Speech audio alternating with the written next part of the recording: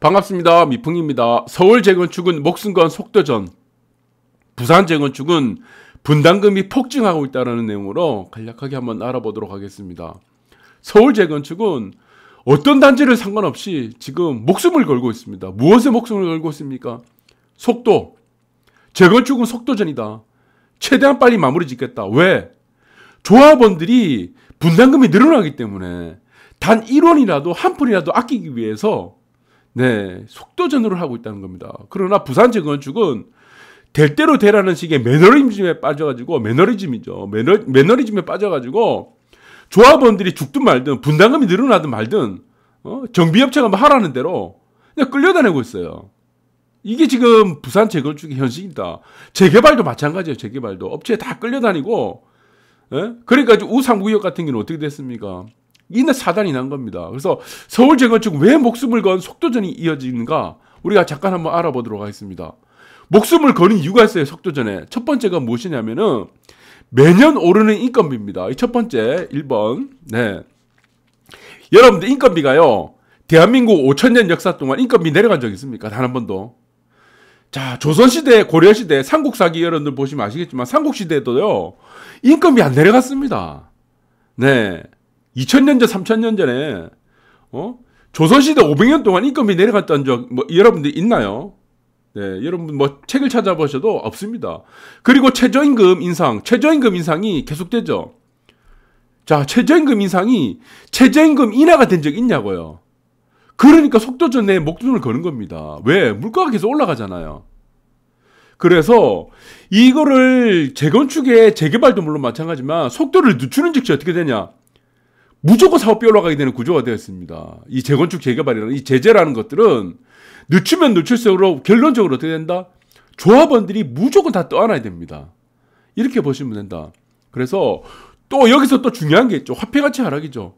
화폐가치가 하락이 되면 어떻게 됩니까? 똑같습니다. 인건비도 올라가고 최저임금도 올라가고 자재비가 올라가게 됩니다. 이 자재비라든가 인건비라든가 최저임금은 결국 어떻게 됩니까? 노가다, 우리 건설 현장에 노가다 쓰시는 분들 최저임금 올라가면 어떻게 돼요? 그 다음날부터 인건비 올라가죠. 건설 현장에. 그러면 공사비 올라가죠.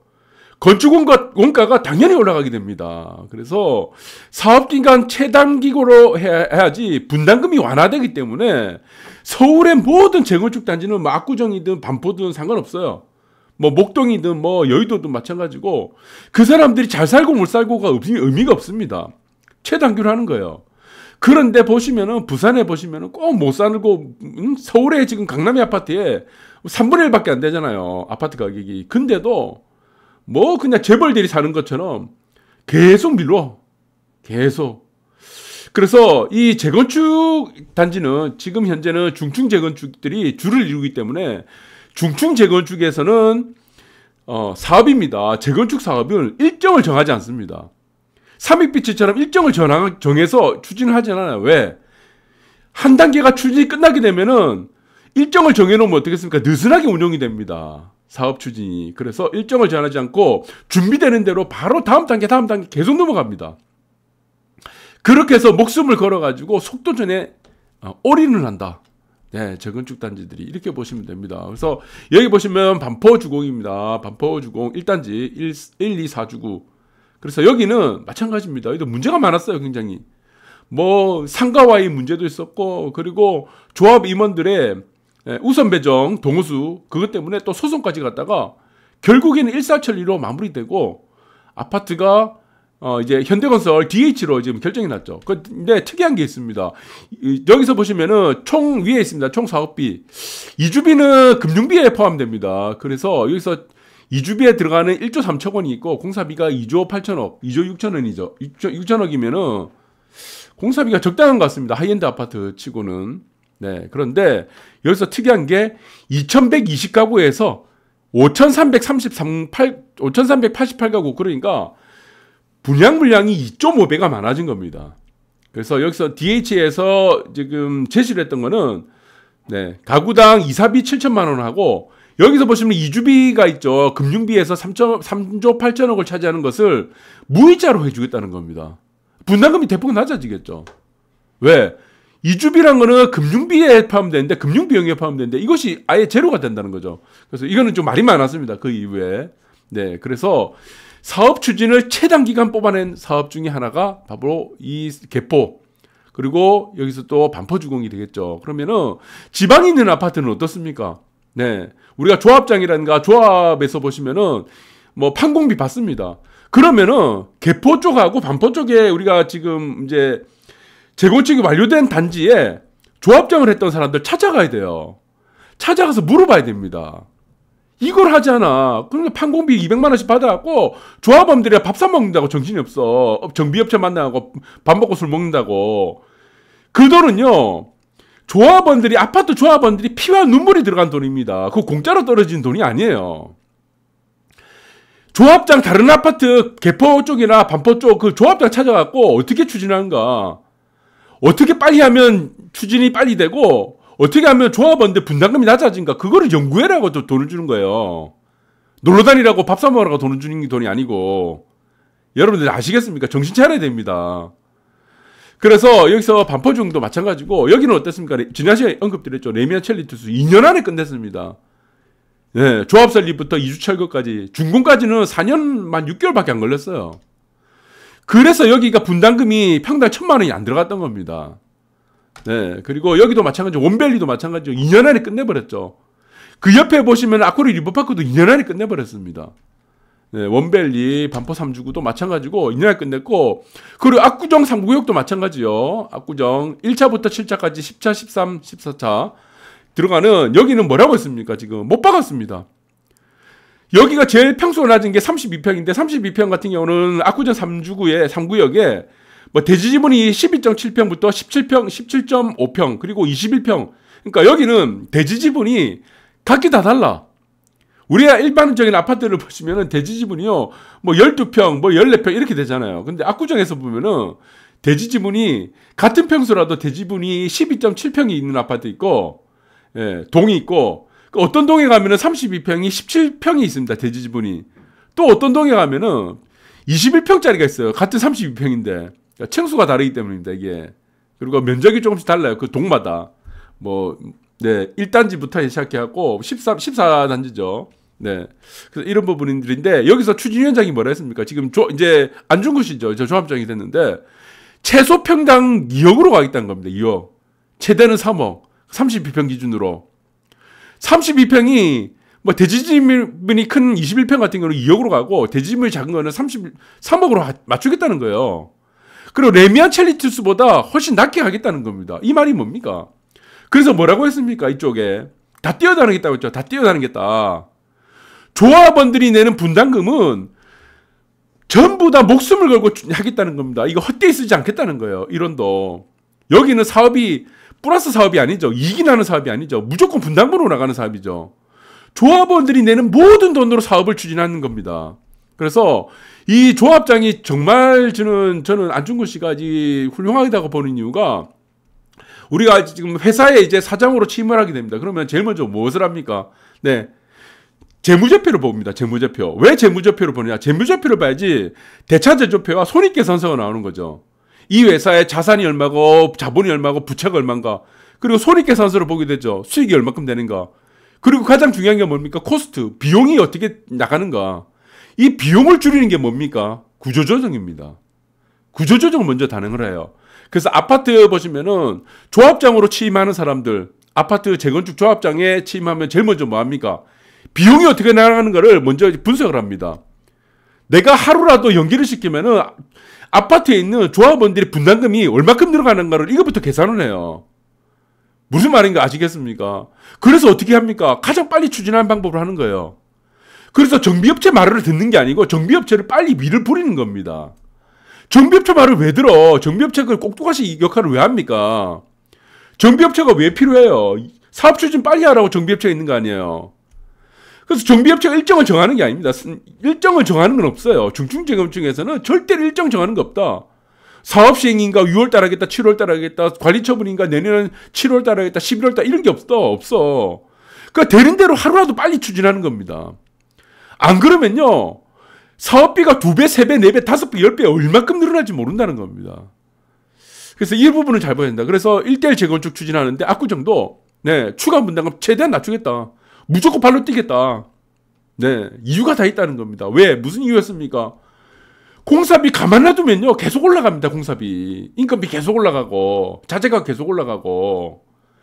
여러분들 이거 모르세요? 이거 인건비와 자재값이 한 번이라도 대한민국 5천년 역사에 낮아진 적이 없습니다. 그리고 여기도 어떻습니까? 시범 아파트 여기도 마찬가지입니다. 여기도 지금 1대1로 추진할 가능성이 상당히 높습니다. 여의도 시범 아파트인데 왜 그렇습니까? 네, 여기는 두 가지 이유가 있죠. 첫 번째 이유는 제초안입니다. 그리고 하나 더 이유가 있는데 이게 뭐냐면은 여기를 고급화를 추진하려고 하다 보니까 임대주택을 놔야 됩니다. 네, 임대주택을 놔야 되죠. 그래서 1대1 재건축을 하게 되면은 용적률을 안 받는 대신 네, 임대주택을 안 걸어도 된다는 거죠. 그래서 압구정하고 지금 여기도 시범 아파트 여의도 마찬가지고 목동도 1대1로 지금 추진하려고 하고 있습니다. 그쪽에 지금 물어보시면 아마 그쪽으로 지금 확정이 된 건 아니겠지만 그 이유 중에 하나는 뭐 아까도 두 가지 설명드렸습니다. 네, 그래서 뭐 제초안이라든가 그다음 임대주택 문제, 임대주택을 여기는 못 들어오게 했다. 그리고 나머지 하나가 무엇입니까? 빠른 추진입니다. 2년 안에 빨리 추진하겠다는 거예요. 그러면은 아파트 가격에 비해서 한 2억에서 3억 정도 돈 조금 더 들어가게 되면은 더 쾌적한 환경에서 살 수 있다는 거를 보장을 받기 때문입니다. 그런데 이 아파트 같은 경우는 심각합니다. 심각해. 네, 어느 정도 심각한지는 지금 이 아파트 같은 경우는 우리가 사장, 회사에 취임하는 사장에 비유했을 때 이제 뭐 코스닥이라든가 여러분들이 보시면 아시겠지만 삼빛 같은 경우는 상장기업에 상장된 코스피에 상장된 회사라고 보면은 이건 이미 상장 폐지입니다. 상장 폐지. 자본 장심 상태예요. 이미 그 상폐됐다고 보는 겁니다. 저는 회사로 입장으로 봤을 때. 그러니까 이 말은 무엇이냐 그러면은 이제 테크니컬 뱅크럽시라고 해서 기술적 파산 상태입니다. 거의. 근데 이쪽에 있는 사람들은 자기가 파산 상태라는 걸 모르는 거예요. 그러니까 완전히 파산됐다는 게 아니고 테크니컬 뱅크럽시, 그러니까 기술적인 파산 상태라는 겁니다. 네. 자기들은 심각한 걸 몰라. 그래서 예전에 보시면 IMF 때 그러죠. IMF도 왜 발생했습니까? 네. 회사는 지금 수익이 안 나. 부채만 계속 늘어나고 있어. 삼익비치처럼. 그런데 자본 장식이 막 되고 있는데 회사에 내보낸 사람은 흥청망청하고 있는 거예요. 그 돈 빌려가지고 흥청망청하고 있는 거예요. 어떻게 되겠습니까? 그래서 그 회사들이 모럴해절대에 빠지는 거예요. 그 운영하는 사장이라든가 전부 다. 자기들은 지금 망해가고 있는 걸 모르는 거야. 네. 그래서 이 문제가 된다. 그래서 이거를 테크니컬 뱅크럽시라고 합니다. 전문적으로 용어로. 그래서 이거는 빨리 정신 차려야 된다라고 보고 있습니다. 네. 그래서 저는 이 문제가 어떻게 됐냐면 보시면은 삼익빛 같은 경우는 조합 설립인가가 보시면 아시겠지만 2016년도 7월 27일이에요. 예, 삼익빛 조합 설립이 인가된 지 지금 6년째입니다. 6년째. 그런데 이 삼익빛이가 처음에 조합이 설립됐을 때 홍성표 씨가 조합장이었는데, 자, 그전까지 돈이 안 들어가죠. 10년여간의 우여곡절 그때 뭐 했다. 근데 조합이 설립 때부터 이제 본격적으로 돈이 들어가기 시작합니다. 그래서 이 조합장이 했던 말이 이겁니다. 네, 언론에다 공표를 했어요. 올해 중으로 시공사를 당연하죠. 조합 설립 때문에 시공사 선정하고 내년 중으로 2017년이 있습니다. 2017년입니다. 조합이 2016년 됐으니까 2017년에 사업 시행 인가를 신청할 계획이다. 이게 맞습니다. 이게. 그런데 이게 왜 틀어졌습니까? 정비업체 들어와서 뭐 하나 들어오고 조합장 바뀌고 하다 보니까 그냥 끌자는 거예요. 끌자. 천천히 하자. 이게 천천히 할 수 있는 사업입니까 이게? 손익계산서에, 기업으로 따지면 손익계산서에 수익이 마이너스가 되는 회사입니다. 손익계산서에. 시간이 지나면 지날수록 분담금이 계속 올라가는 구조라는 겁니다. 왜? 수익이 나는 분양물량이 하나도 없으니까. 1대1 재건축이잖아요. 그래서 여기서 보시면 2조 6,497억 원. 그래서 또 2배 늘어났어. 조합 설립 때에 비해서 총사업비가. 뭐 금융비는 여러분들 아시겠지만 여기서 또 돈을 빌리고 뭐 건설사라든가 정비업체에 돈 빌린 돈, 그 이자 갖고 있죠. 그리고 이주비는 여기서 얼마큼 계산지는지 모르겠네요. 삼익빛 같은 경우는 뭐 전월세를 이제 내주는 분들 많고 이주비를 작게 잡았는지 모르겠지만, 그리고 기타 경비 보세요. 3,400. 이 누구 돈으로 갚아야 됩니까? 누구 돈이에요? 그러면은 지금 현재의 사업 시행 인가 단계에 6,497억 원이죠. 2조 6,497억 원이 사업비로 가는데 이게 또 올라갑니다. 결국 또 올라가게 돼 있어요. 왜 올라갑니까? 여러분들 이 구조를 잘 보시기 바랍니다. 삼익빛이 사업 진행을 보시면은 사업입니다. 사업. 2016년 7월에 조합 설립이 됐죠. 근데 건축 심의가 얼마나 걸렸습니까? 횟수로 5년 걸렸어요. 2020년 3월에 건축 심의 됐어요. 왜 이렇게 끌었습니까? 다른 단지는 뭐 상가 문제 없어요. 다른 단지는 어떻습니까? 레미안 원밸리 여러분들 보시면 아시겠지만 공공청사 만든다고 1,800원 날렸습니다. 여기 보시면 아시죠? 레미안 원밸리 한번 볼까요? 레미안 원밸리도 마찬가지고 이거 상가 문제로 여기 뒤에 상가입니다. 상가 맨날 싸웠고 여기는 또 요 오른쪽에 보시면 위에 있죠? 이게 공공청사입니다. 요 밑에 있는 단지 큰 거. 이거를 1,800억, 1,833억에 이거를 돈을 지불했어요. 이 사람들이 공공청사 만든 겁니다. 그러니까 문제가 안 되겠습니다. 그런데 2년 안에 끝냈습니다. 이 아파트는. 삼익빛보다 더 심각했던 문제다. 그걸 2년 안에 끝내고 지금 이제 준공 들어갔습니다. 여러분 잘 아시죠? 그리고 여기도 보시면은 그 다음에 지금 보시면 사업 추진 이렇게 늦어. 그 다음 건축심의 끝났는데 사업시 인가를 그 다음 1년 3개월 후에 사업시 인가를 하는 그 재건축 단지가 어디 있어요? 예? 이 말이 됩니까 이게? 삼익빛 여러분들. 아니 건축심의 끝났으면 그 다음날 일정을 박아놓으면 안 되죠. 사업시 인가가 준비될 때가 되면은, 바로 그해 3개월이든 5개월이든 6개월이든 바로 들어가야 되죠. 그리고 어떻습니까? 사업시 인가 끝났다. 그럼 3개월 정도 사업시 인가를 받죠. 그 다음에 보시면 또 2021년 11월에 관리처분 인가를 계획을 만들어. 그러니까 계획을 만드는 것 자체가 안 된다는 겁니다. 이게 할수는 안 된다는 얘기죠. 절대로 1대1 재건축은요, 여러분들 이제 보시면은 이제 분담금으로 사업이 추진되는 1대1 재건축 아파트는 절대 계획을 세우면 안 된다. 우리가 보시면은 반포라든가 개포라든가 네, 그런 아파트들 1대1 재건축을 했던 방식들을 보시면은 계획이란 거 없다. 그냥 추진이 되는 대로 네? 추진이 돼가지고 준비가 되는 대로 바로 그 다음 단계 바로 넘어갑니다.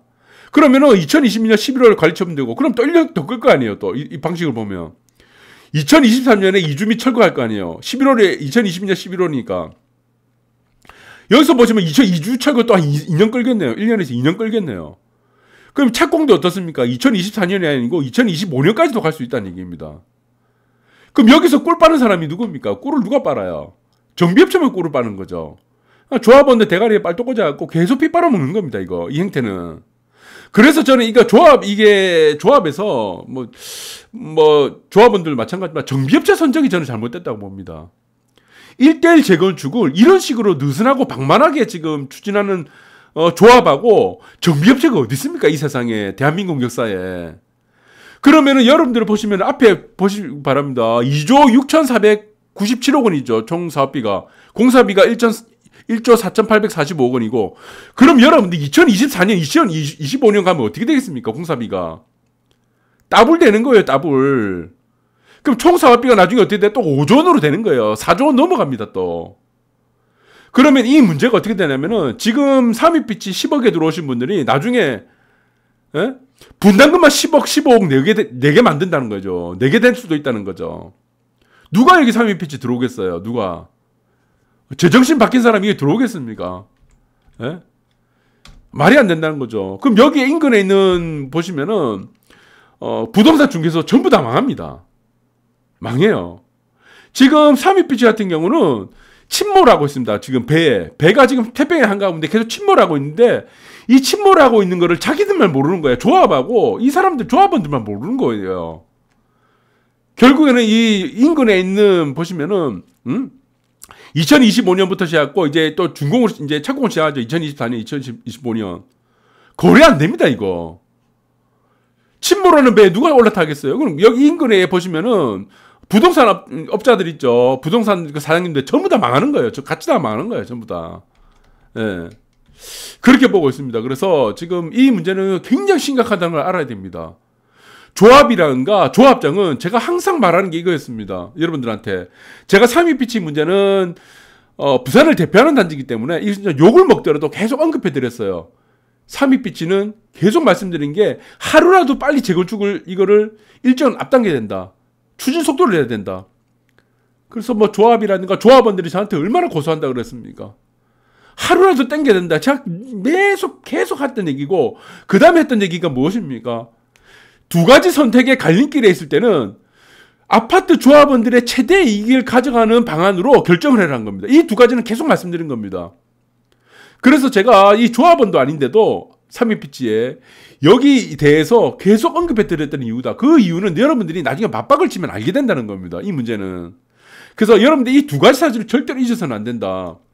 하루라도 빨리 일정을 당겨야 된다. 이렇게 느슨하고 방만하게 추진해서는 안 된다.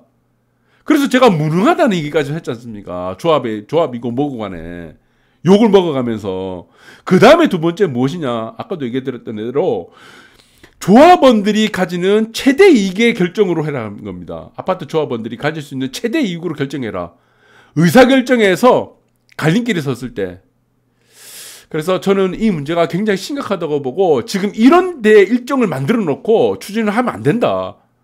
다 공멸합니다. 공멸. 조합원들이고 모두. 그럼 나중에 이렇게 진행이 돼가지고 나중에 또 뭐 사업비가 4조 넘어가고 5조 되면 어떻게 하겠습니까? 분담금 또 2배 되는 거예요. 그러면은 여기서 정비업체라든가 조합하고 조합장 하시는 분이 나중에 이걸 뭐 손해배상 청구 들어오면은 돈이 몇 조, 1조 원이 늘어났고 2조 원이 늘어나고 몇 천억이 늘어난 거를 갚을 수 있습니까? 집 팔아갖고. 여러분 해줄 수 있어요, 이거? 예? 이런 식으로 추진해가지고. 나중에 손해배상 청구 소송 들어올 거 아니에요. 아파트 조합원들이. 분담금을 2, 3억 내도 되는 거를 2억을 내도 되고 3억을 내는 돈을 나중에 분담금을 10억씩 내보세요. 이렇게 질질 끌어가지고. 소송 들어오지. 그거 갚아줘야 될 거 아니에요, 이거. 집 팔아갖고. 이거 평생 노예로 살아도 못 갚습니다, 이거. 몇천억씩 이렇게 늘어나는데. 네, 여러분들이 이거 정신 차려야 됩니다. 자, 3.2피치. 자, 지방 아파트 너무 심각하다, 저는. 서울 아파트 같은 거는 목숨을 걸고 속도전하고 있는데, 부산 아파트는 재건축은 분담금이 매일 지금 폭증하고 있습니다, 폭증. 빨리 정신 차리시 바랍니다. 오늘 방송 여기까지 하도록 하겠습니다.